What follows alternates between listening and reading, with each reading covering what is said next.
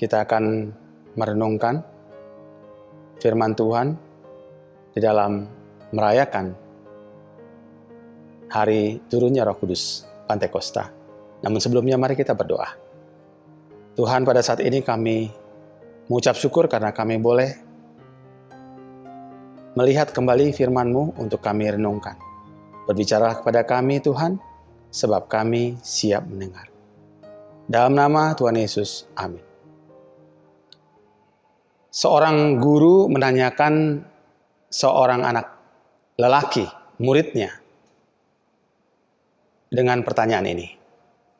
Misalkan ibumu membuat kue dan ada 7 orang di rumah. Kedua orang tuamu dan 5 orang anak. Bagian mana dari kue, pie, atau pastel yang akan kamu dapatkan? Yang keenam, jawab anak lelaki itu. Aku khawatir kamu tidak tahu mana bagianmu, kata gurunya. Ingat, kalian ber-7. Ya guru, kata anak itu. Tapi Bu Guru tidak kenal ibuku. Ibuku akan mengatakan bahwa kue pie atau pastel itu bukanlah kesukaannya. Sehingga ia tidak akan mengambil bagiannya. Hal yang sama dengan kita hari ini yang mungkin mendengar berkali-kali khotbah tentang hari Pentakosta. Lalu bertanya, apakah kita sungguh mengetahui apa yang menjadi bagian kita dari Tuhan di hari Pentakosta yang kita rayakan ini? Apa makna dari Pentakosta bagi kita, gereja, di saat pandemi ini? Setidaknya pertanyaan yang hampir serupa dan mereka yang hadir di hari Pentakosta saat itu, sekalipun berbeda konteksnya pada masa kini, yaitu mereka bertanya, apakah artinya ini?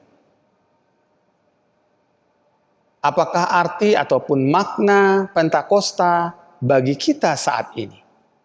Yang pertama adalah agar semua orang mengenal Kristus.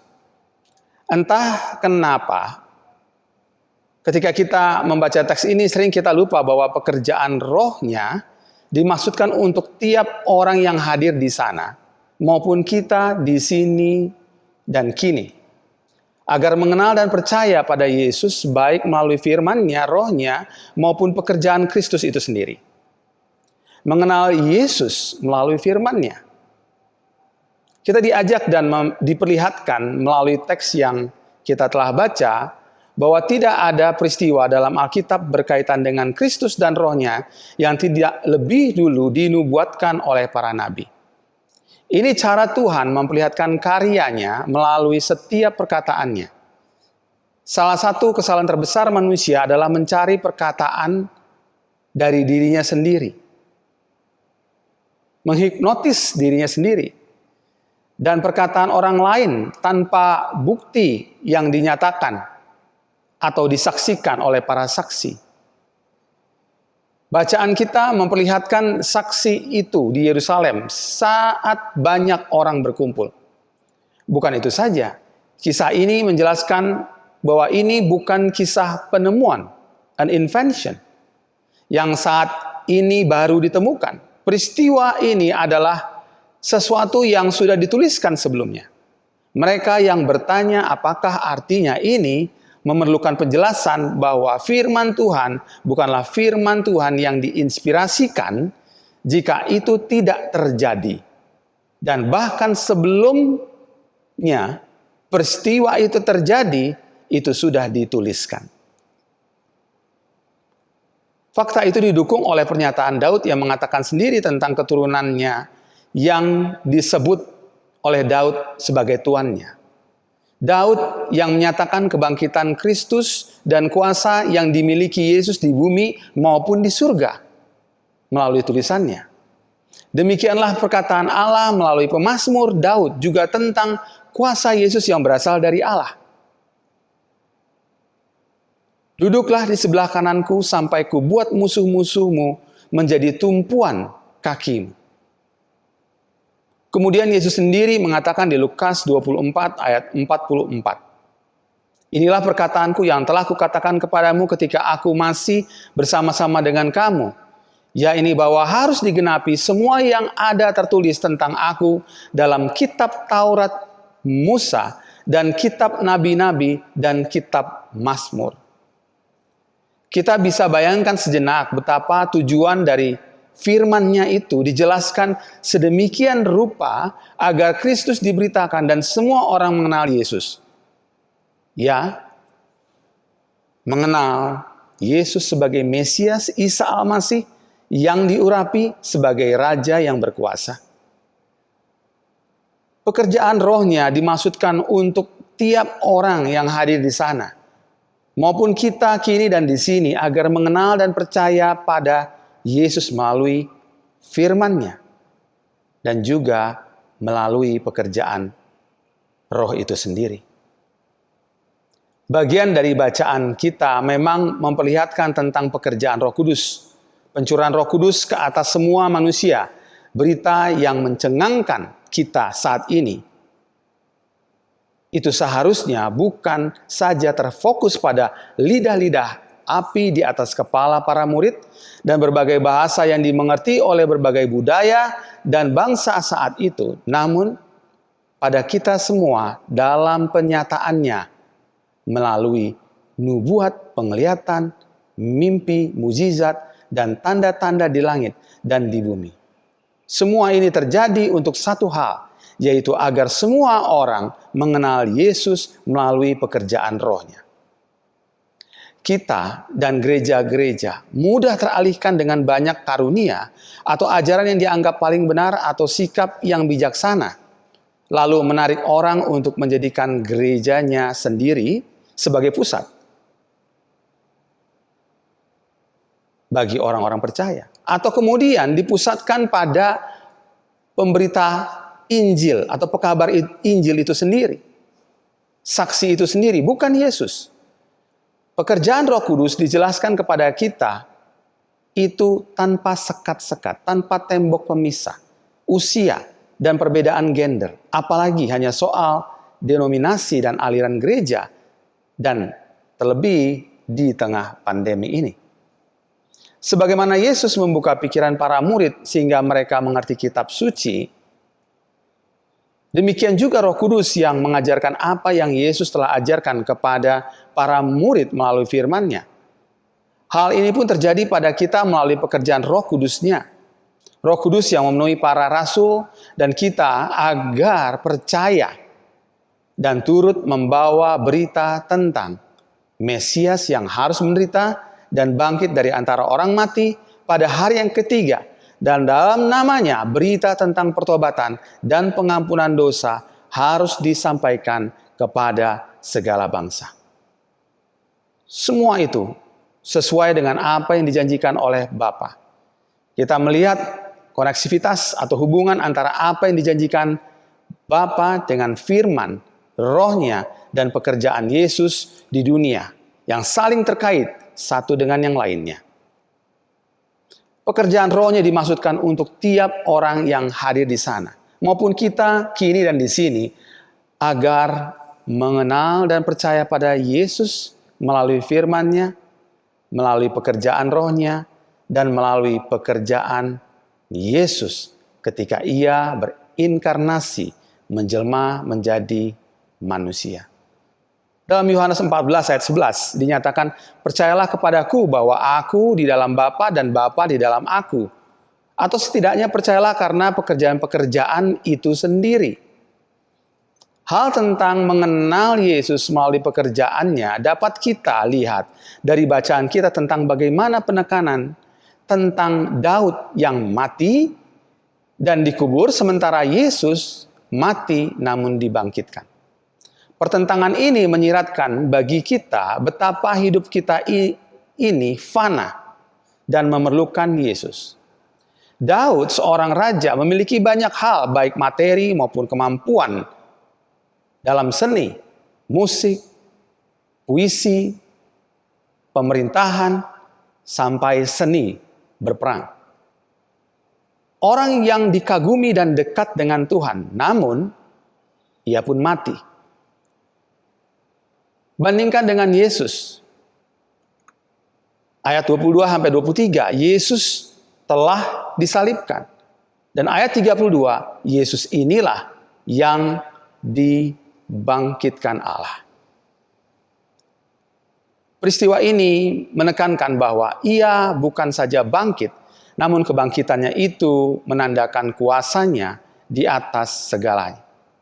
Dan membuat Yesus yang disalibkan itu menjadi Tuhan dan Kristus. Sebagaimana Paulus mengatakan dalam Roma 14 ayat 11, karena ada tertulis, demi aku hidup, demikianlah firman Tuhan, semua orang akan bertekuk lutut di hadapanku, dan semua orang akan memuliakan Allah. Tantangan untuk semua orang mengenal Kristus bukan hanya untuk mengenal Dia dan kuasa kebangkitannya, namun juga persekutuan dalam penderitaannya. Di mana kita menjadi serupa dengan Dia dalam kematiannya. Menjadikan Yesus itu Tuhan dalam hidup kita, itu membuat kita menyangkal diri, memikul salib setiap hari, dan mengikuti Dia melalui firman dan tuntunan Roh-Nya. Arti maupun makna Pentakosta bagi kita saat ini. Pertama adalah agar semua orang mengenal Kristus. Kedua, agar semua orang tahu apa yang harus diperbuat. Ketika mereka mendengar hal itu, hati mereka sangat terharu, lalu mereka bertanya kepada Petrus dan rasul-rasul lainnya, apa yang harus kami perbuat saudara-saudara? Itu di ayat 37. Kita melihat dan mengamati dari sebuah pertanyaan, apakah artinya ini? Menjadi apakah yang harus kami perbuat? Apa yang kita harus perbuat setelah pengenalan akan Kristus melalui firman, melalui Roh Kudus dan pekerjaan Kristus yang mati bagi dosa saya dan Anda, kita semua, agar kita percaya dan diselamatkan. Pertanyaan itu mengingatkan kita pada khotbah pertobatan Yohanes, di mana orang banyak, demikian juga pemungut cukai dan prajurit menyampaikan pertanyaan yang sama. Apakah yang harus kami perbuat? Jawaban yang sama juga harus kita ketahui di hari Pentakosta ini, yaitu bertobatlah. Pertanyaan tentang apa yang harus kita perbuat secara praktis sering diselewengkan, menyimpang. Banyak kali orang tidak mau lagi dengar firman Tuhan dan ingin lebih menekankan hal praktis, yaitu misalnya mengasihi orang lain, membantu orang lain. Tapi benarkah sesuatu yang praktis mencakup hal-hal yang tidak berat sebelah dan cenderung humanis belaka? Itu sebabnya tindakan praktis yang disebutkan dengan perbuatan kita baca, yang kita baca hari ini, yaitu dengan pertama-tama kata bertobatlah. Karena kecenderungan orang yang mengenal Kristus bisa saja hanya dikategorikan sebagai seorang yang sudah dibaptis, menerima pengampunan dan karunia Roh Kudus, tapi tanpa pertobatan. Orang yang dibaptis menganggap dirinya sudah Kristen. Lalu seorang bertanya kepada saya, mengapa artis atau orang Kristen bisa jadi mualaf? Anggapan kita seorang yang lahir Kristen sudah otomatis menjadi Kristen, pengikut Kristus. Ada yang masih hidup dalam keduniawian dan menganggap Kristus sudah mengampuni dirinya. Ada lagi mereka yang menganggap setelah dirinya Kristen ia memiliki karunia, dan berdasarkan karunia-Nya itu dirinya dianggap sudah melakukan dan tahu apa yang diperbuatnya sesuai kehendak Allah dan dalam pimpinan Roh Kudus. Karunia, gifts, seperti menjadi tanda sejauh mana seseorang dekat dan dipakai oleh Tuhan. Akibatnya, kita menjadi bukan saja seperti, tapi sama dengan Tuhan. Bagi orang-orang yang mencari dan menjadi percaya. Mencari kita dan percaya pada kita. Bukankah ini seperti trik iblis terhadap Hawa agar menjadikan dirinya sebagai Allah? Apa yang hilang dari semua itu? Yaitu pertobatan. Pertobatan di sini merujuk pada perubahan pikiran dan perilaku. Pertobatan adalah dasar pekerjaan Roh Kudus itu bekerja. Karena Roh Kudus menginsafkan dosa. Pertobatan secara gamblang diserukan untuk perubahan hati yang menyeluruh.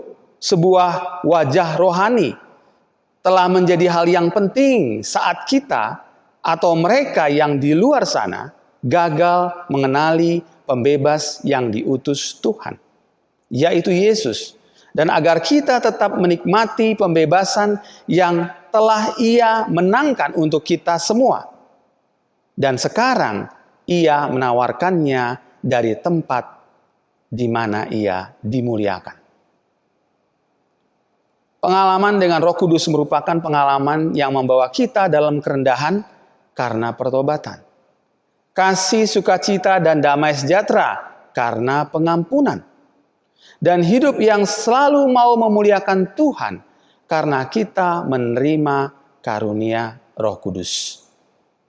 Apakah kita mengalami hak itu terus-menerus berlangsung dalam hidup kita? Arti maupun makna Pentakosta bagi kita saat ini, pertama adalah agar semua orang mengenal Kristus. Kedua, agar semua orang tahu apa yang harus diperbuat. Ketiga, agar semua orang yang telah menjadi percaya tetap bersatu. Di ayat 44. Kita membaca pada bagian awal pasal ini tentang semua orang percaya berkumpul di satu tempat pada hari Pentakosta. Asal mulanya Pentakosta adalah hari raya umat Yahudi yang diselenggarakan 50 hari setelah Paskah. Perayaan ini merayakan hari pengucapan syukur atas hasil panen. Saat itu perayaan dihadiri banyak orang dari berbagai wilayah dan latar belakang. Tiba-tiba turunlah dari langit suatu bunyi seperti tiupan angin keras yang memenuhi seluruh rumah, di mana para murid duduk, dan tampaklah kepada mereka lidah-lidah seperti nyala api yang bertebaran dan hinggap pada mereka masing-masing. Bukan saja bunyi yang memecah persekutuan dalam doa para murid, namun juga keramaian yang ada, yaitu saat para murid dipenuhi dengan Roh Kudus.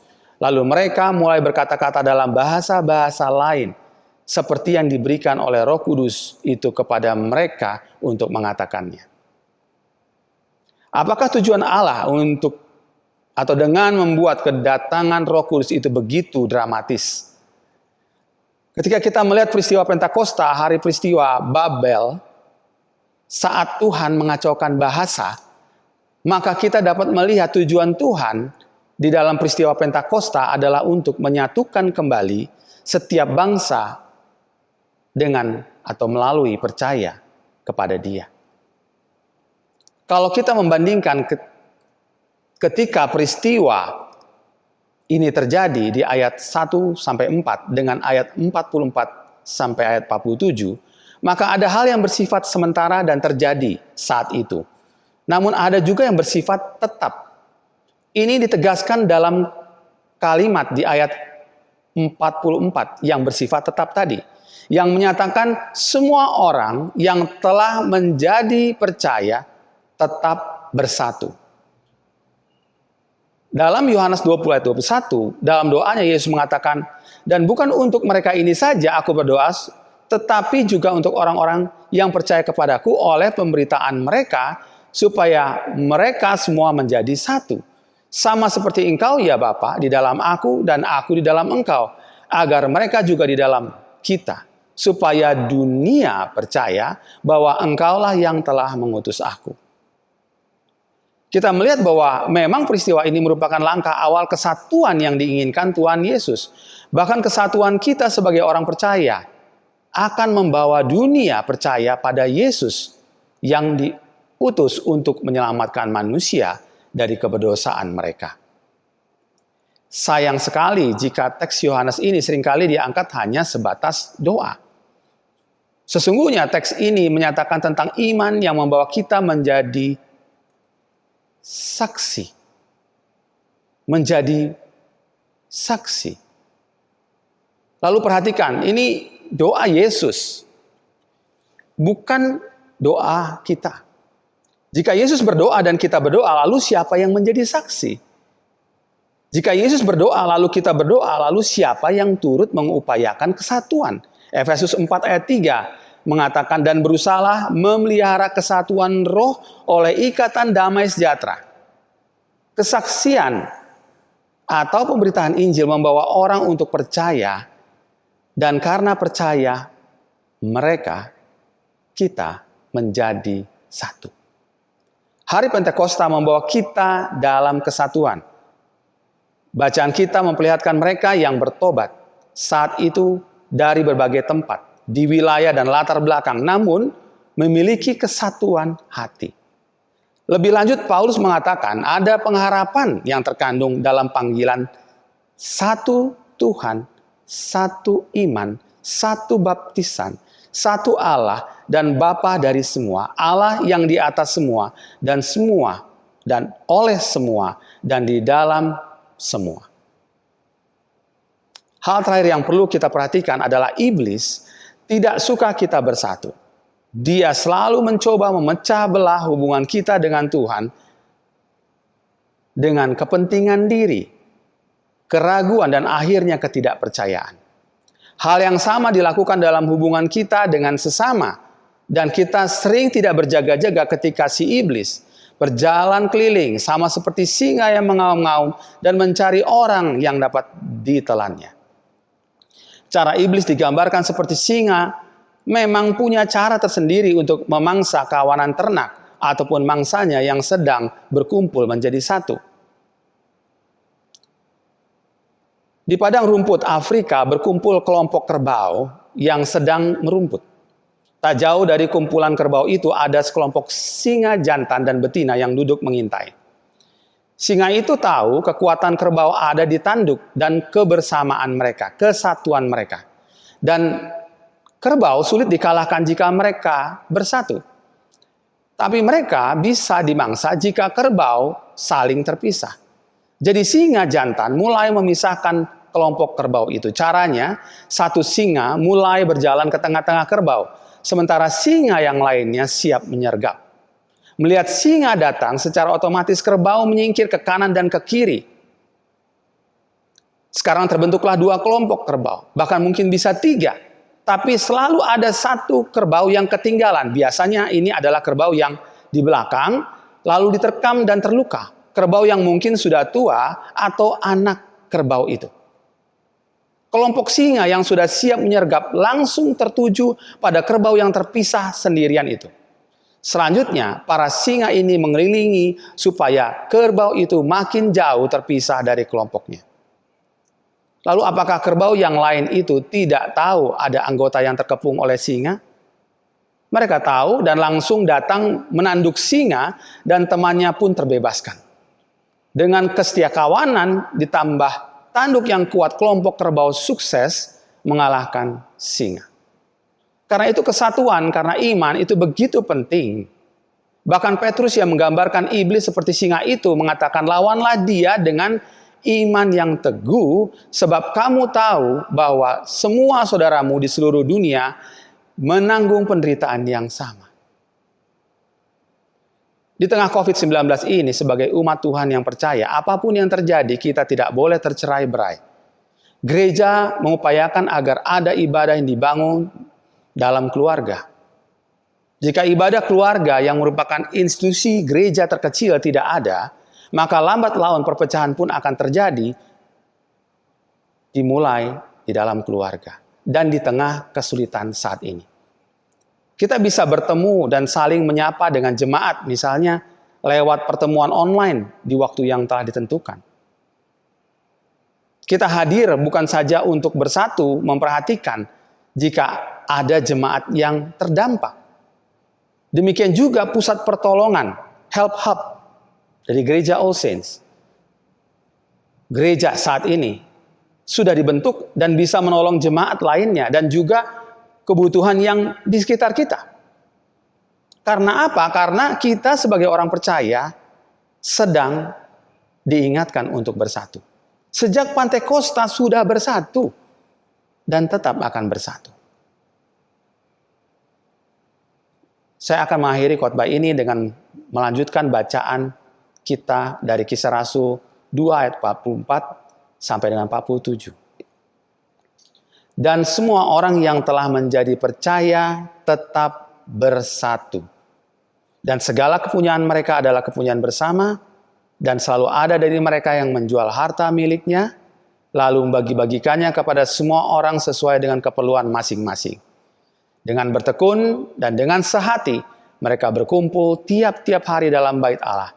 Mereka memecahkan roti di rumah masing-masing secara bergilir dan makan bersama-sama dengan gembira dan dengan tulus hati, sambil memuji Allah.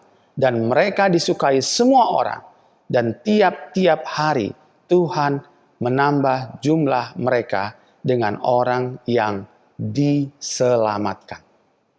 Amin. Tuhan, pada saat ini kami mau berdoa, kiranya Roh Kudus bekerja bagi kami semua untuk kami percaya. Bagi kami semua untuk kami mengaku keberdosaan kami dan bertobat dari hal-hal yang kami belum tinggalkan. Dan supaya Tuhan kami boleh bersatu sebagai orang percaya. Di dalam nama Tuhan Yesus kami telah berdoa. Amin.